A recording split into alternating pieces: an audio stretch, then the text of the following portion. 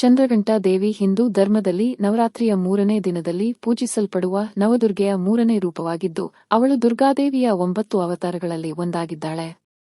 ಅವಳ ಹೆಸರು ಚಂದ್ರಘಂಟಾ ಎಂದರೆ ಗಂಟೆಯ ಆಕಾರದ ಅರ್ಧಚಂದ್ರನನ್ನು ತನ್ನ ತಲೆಯ ಮೇಲೆ ಧರಿಸಿದವಳು ಎಂಬರ್ಥ. ಚಂದ್ರಘಂಟಾ ದೇವಿಯ ರೂಪ ಮತ್ತು ವೈಶಿಷ್ಟ್ಯಗಳು.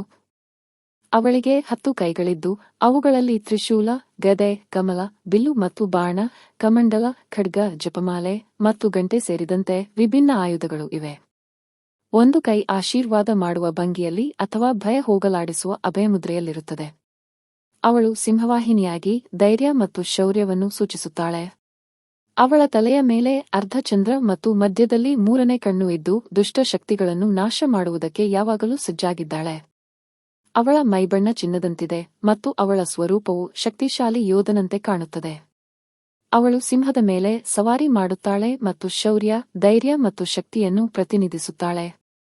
ಚಂದ್ರಘಂಟಾ ಅವಳ ಭಕ್ತರಿಗೆ ರಕ್ಷಣೆ ನೀಡುವ ತಾಯಿಯ ರೂಪ. ಶಾಂತಿಯುಳ್ಳ ಮೃದು ಮನಸ್ಸಿನ ಜೊತೆ ಸುತ್ತಲೂ ದುಷ್ಟರ ಮೇಲಿರೋ ಯೋಬನ ಸಿದ್ಧಳಾಗಿ ಇರುತ್ತಾಳೆ.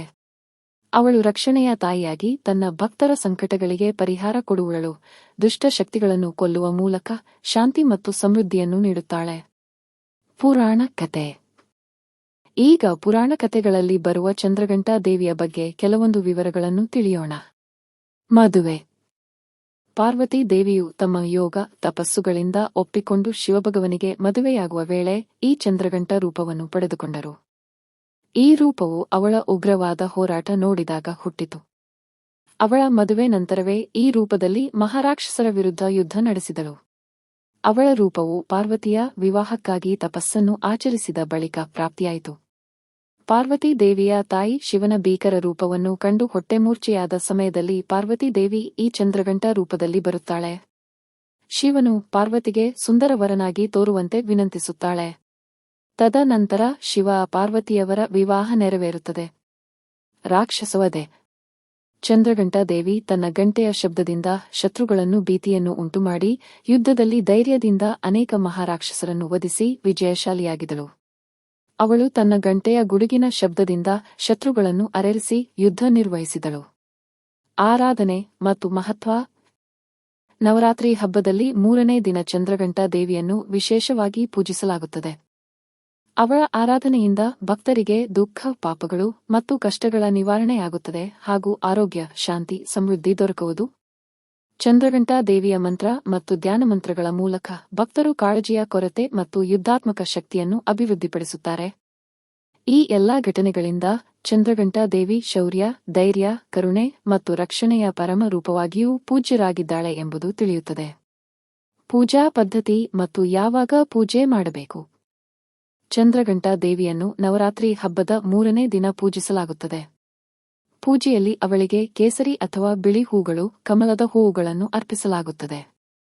ಕಲ್ಪನೆಗಳಾದ ಧೂಪ, ದೀಪ, ನೈವೇದ್ಯಗಳು ಅಂದರೆ ಹಾಲಿನ ಪಾಯಸ, ಸಿಹಿ ತಿಂಡಿ ನೀಡಬೇಕು. ಪೂಜೆಯಲ್ಲಿ ಓಂ ದೇವಿ ಚಂದ್ರಘಂಟಾಯೈ ನಮಃ ಎಂಬ ಮಂತ್ರ ಮತ್ತು ಪಿಂಡಜ ಪ್ರವರಾರೂಢ ಚಂಡಕೋಪಾಸ್ತ್ರಕೈರ್ಯುತ ಧ್ಯಾನ ಮಂತ್ರಗಳನ್ನು ಪಠಿಸುವುದು ಮುಖ್ಯ. ಚಂದ್ರಘಂಟಾ ದೇವಿಯ ಪೂಜೆಯಿಂದ ದೊರೆಯುವ ಲಾಭಗಳು. ಭಕ್ತರ ಎಲ್ಲಾ ಪಾಪಗಳು, ಸಂಕಟಗಳು, ಶಾರೀರಿಕ ಮತ್ತು ಮಾನಸಿಕ ಬಾಧೆಗಳ ನಿವಾರಣೆ. ಧೈರ್ಯ, ಶೌರ್ಯ ಮತ್ತು ಶಕ್ತಿ ವೃದ್ಧಿ. ಶುಕ್ರ ಗ್ರಹದ ದುಷ್ಪರಿಣಾಮಗಳನ್ನು ಕಡಿಮೆ ಮಾಡುವುದು. ಶತ್ರುಗಳನ್ನು ಸೋಲಿಸುವ ಶಕ್ತಿ. ಶಾಂತಿ, ಸಮೃದ್ಧಿ ಮತ್ತು ಸಂತೋಷ. ದೈವಿಕ ಔದಾರ್ಯ ಮತ್ತು ಧೈರ್ಯ ಆದಾಯ. ಪುರುಷಾರ್ಥ ಮತ್ತು ಪುರಾಣ ಕಥೆಗಳು. ಚಂದ್ರಘಂಟಾ ದೇವಿ ಪಾರ್ವತಿಯನ್ನು ಪ್ರತಿನಿಧಿಸುವ ರೂಪವಾಗಿದ್ದು, ಶಿವಪಾರ್ವತಿ ವಿವಾಹ ಮತ್ತು ಪಾರ್ವತಿಯ ತಪಸ್ಸುಗಳಿಂದ ವ್ಯಕ್ತವಾಗಿದೆ. ಅವಳು ತನ್ನ ಗಂಟೆಯಿಂದ ದುಷ್ಟ ಶಕ್ತಿಗಳನ್ನು ತಡೆಯುತ್ತಿದ್ದಾಳೆ. ಅವಳ ಗಂಟೆಯ ಶಬ್ದವು ಶತ್ರುಗಳಿಗೆ ಭೀತಿ ಉಂಟುಮಾಡಿ ಯುದ್ಧದಲ್ಲಿ ಜಯಲಭಿಸಿದ್ದುದು. ಅವಳು ಮಣಿಪುರ ಚಕ್ರದಲ್ಲಿ ವಾಸಿಸುತ್ತಾಳೆ ಮತ್ತು ಆತ್ಮವಿಶ್ವಾಸ, ಶಕ್ತಿ ಮತ್ತು ಧೈರ್ಯದ ಕೇಂದ್ರವಾಗಿ ಕಾಣಿಸಲಾಗಿದೆ. ಚಂದ್ರಘಂಟಾ ದೇವಿಯ ಪೂಜಾ ವಿಧಾನ, ಮಂತ್ರಗಳು, ಧ್ಯಾನ ಮತ್ತು ಕಥೆಗಳು. ನವರಾತ್ರಿ ಹಬ್ಬದ 3ನೇ ದಿನವು ವಿಶೇಷವಾಗಿ ಆಚರಿಸಲಾಗುತ್ತದೆ. ಅವಳ ಆರಾಧನೆ ಭಕ್ತರಿಗೆ ಭಯರಹಿತ ಜೀವನ, ಶಕ್ತಿವರ್ಧನೆ ಮತ್ತು ಮಾನಸಿಕ ಶಾಂತಿ ತರಲು ಸಹಾಯ ಮಾಡುತ್ತದೆ.